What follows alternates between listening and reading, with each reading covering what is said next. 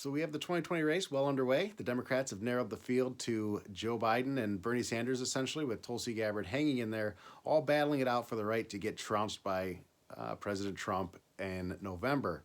I say they're going to get trounced. I believe that because right now the ads that you're seeing against Donald Trump are attacking him on the economy. I don't think that's a good place for the Democrats to go, but hey, what do I know? At the end of the day, we'll see what happens with the coronavirus and how that affects the economy and whether or not the Democrats can hang the blame for a disease that started in China around Donald Trump's neck. But at the end of the day, what I really want to talk about today is why the Democrats and Republicans don't really offer a choice. That they're more similar than they are different, and that the Libertarian Party is something you should probably be taking a closer look at.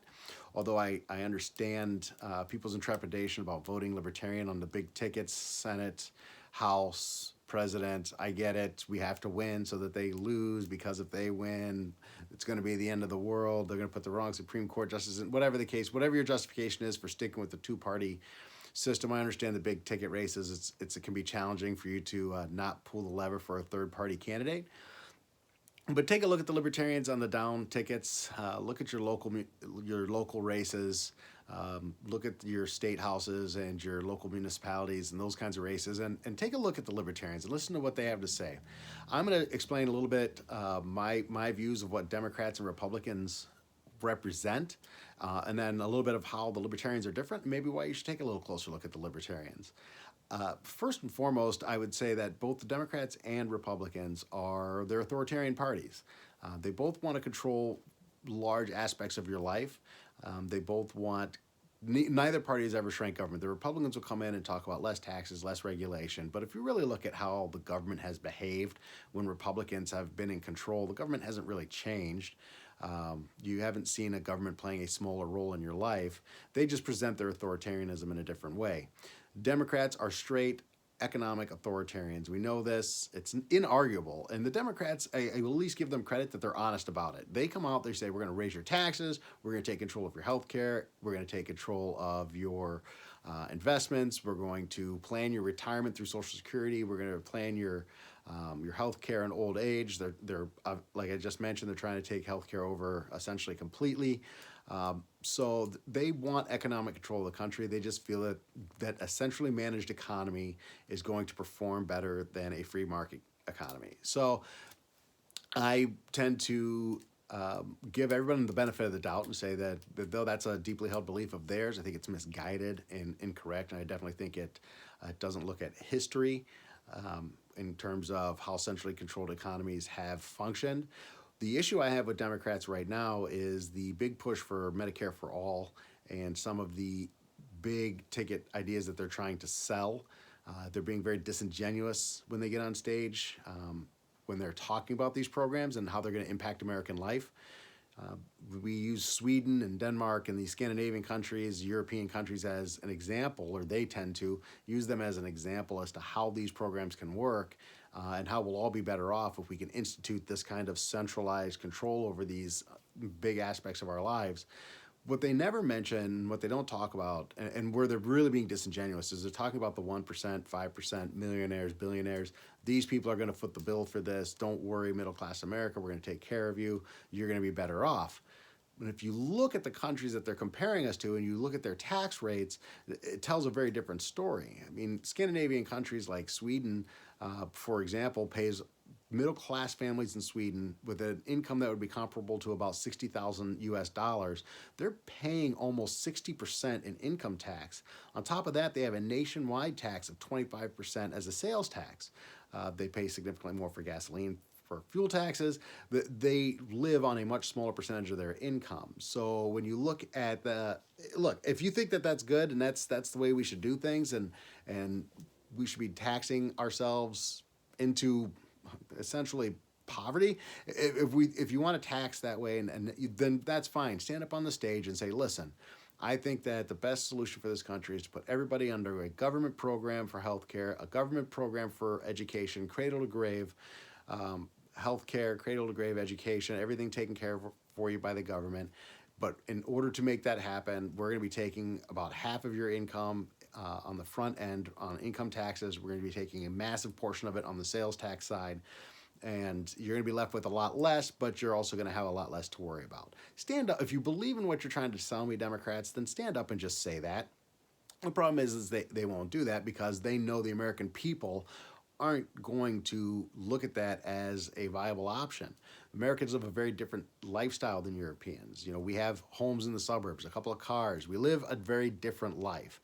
And the impact of a middle-class American having a 60% income tax and a 25% sales tax is the collapse of the housing market. It is the collapse of auto manufacturing in this country and most manufacturing, because Americans just aren't going to have the money to spend to consume. We are the world's leading consumer, essentially across all areas: automobiles, housing, food, energy. We are massive consumers. If you don't like that, that's fine. You can say, hey, cutting back on consumption is going to be great, but then stand up and sell that to me and be honest about it. Don't tell me that, hey, 10% of the population is going to cover this and they're all a bunch of rich people on yachts and the rest of you are going to be just fine. So I find that to be a very disingenuous point of the Democrats. It's a major issue for me, outside of the fact that I absolutely don't agree that centrally controlled economies are the best way to go. Democrats will paint themselves as socially liberal. They'll give you the social freedoms that maybe traditional conservative Republicans would oppose. They're gay marriage. I think they're leading the way between the two parties, not taking the Libertarian Party into consideration, but for drug decriminalization, for criminal justice reform, those kinds of things. And you can look at that and say there's some value there. Those are good ideas. The problem with the Democrats and particularly the far left progressives in this country is they are very frontal about shutting down opposing opinion. You don't see on the news, you don't see a lot of right-wing protests and just absolutely shutting down the ability of people with different ideas than them to speak. The Democrats are very frontal about coming in and getting in your face and saying you aren't allowed to say those things. They are the hate speech people. They are the people who say, if you offend me, you shouldn't be allowed to say this.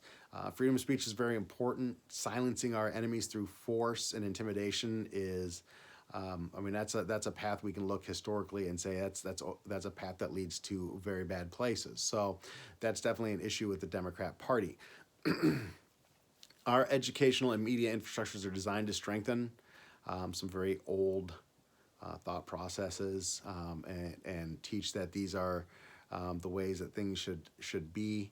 We look back and we say, FDR was this great president, and these authoritarian leaders of the past did great things. And I think as I put out more videos, we're gonna break some of those things down and really analyze some of that deeper. But there's definitely an issue with their ability to suppress opposing opinion. Now, the Republicans, they're also disingenuous because they preach that they are the small government party. If you look at Republicans having been in control, I don't think that you would say our government has ever shrank under Republican leadership. They will say that they want less taxes. They'll say that they want less regulation. But that's not really true. They may roll back some regulation to make some things easier for business, and that's good. They bring something of value to the table, but it's relatively minimal. As opposed to the social freedom that the Democrats try and bring to the table, the Republicans are definitely a law and order, command and control type party. They want to control while they try and sell some economic freedom, which is a false sale, because they don't cut spending, and if you don't cut spending, tax cuts are irrelevant because it's all going to have to get paid for eventually. You're seeing massive deficits, and that comes from both parties. But if the Republicans are going to try and sell themselves as fiscal conservatives, small government, lower taxes, then they have to actually shrink the size of government. If they don't shrink the size of government, then none of the other promises can come to fruition. So that's a false sale. But more importantly, they are very much in your life. What can you put in your body? I can't buy a beer at the gas station after this time. But that's conservative Republicans who come up with that kind of stuff. It's conservative Republicans who will say we can determine what you're allowed to put in your body when it comes to drug abuse or drug use, drug abuse, whatever the case may be. We don't want you making those choices. We oppose gay marriage as it threatens an old institution. And so when you look at Republicans, They want to control almost from a moral code perspective. They're going to tell you what you can and cannot do on a day-to-day basis in your personal life, while at the same time exercising fundamentally the same amount of control over your economic life. So either way, you're not getting freedom from either of these parties. You're getting a different form of authoritarianism, a different form of control over your day-to-day activities. Just they're both offering a different flavor of the same food, I guess is the way to put it. As opposed to that, libertarians have a very laissez-faire, classic liberal view of how government should engage with the public. The founding principle, the core principle of libertarianism is the non-aggression principle. That is if you're not hurting me, I don't have a right to hurt you. I can't enact force against you to achieve an end. If I want to get something done, something big, then I have to form a coalition of voluntary cooperation, not the ability to pass a law and then force you to go along with it. If you're not harming anybody with your personal decisions, whether it is smoking pot, taking drugs, who you marry, who you love, how you live your life on a day-to-day basis, if you're not interfering with someone else's ability to live their life, the Libertarian Party thinks you should be absolutely free to live your own. And that same thing would apply on the economic side. You'll hear libertarians say taxation is theft. I'm going to get into that more. I do believe taxation is theft. I believe it because I fundamentally believe that if you take something by force from someone against their will, then you are stealing from them. That is what government does. That is what taxation is. I know there's already, well, how are we going to build roads? How are we going to build schools? I understand those concerns. I'm going to address them in later videos. Subscribe, please. I'm going to be putting out videos on a much more regular basis. So I'm going to try and cover all of these topics on libertarianism. I'm going to try and get some better lighting. I'm trying to improve the quality, but I wanted to get this as my first video on my page, and I wanted to get it out. I've been kind of messing around with it for a few days and just thought I'd sit down, record, and put this out. But at the end of the day, the Libertarian Party offers something very, very different from either of the, I keep touching my face, I know, coronavirus, but the Libertarian Party puts out something very different than the Republicans and the Democrats, and that is true freedom, which comes with true personal responsibility. So when you think about the Libertarian Party, you're thinking about non-aggression, you're thinking about volunteerism, and you're thinking about the fact that the American people would have to fundamentally cooperate voluntarily and not look at a third party to intervene and force people to give up the fruits of their labor in order to build a world that one portion of our society thinks is right.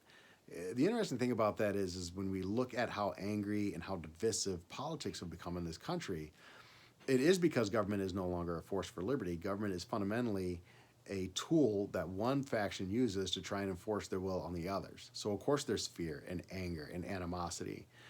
The idea that we could voluntarily get along and voluntarily cooperate and that nobody's going to force you to live a life as opposed to your own values, why am I angry? Why am I afraid? I don't have to be angry or afraid because I'm going to be free and I'm going to exercise my liberties. So that's kind of a breakdown between the Republicans, the Democrats, and the Libertarians. It's a very high-level, non-specific, non-policy related. We're going to get into things like Medicare for all. We're going to get into things like public schools, the Libertarian view on those things. And we're going to try and be topical, maybe throw a couple of shorter videos out during the course of the weeks as news arises and put a libertarian spin on it, which is something you're not going to get from the mainstream media. So I hope you'll subscribe, like my page. This is my first video, so go ahead and subscribe, and I will see you next time.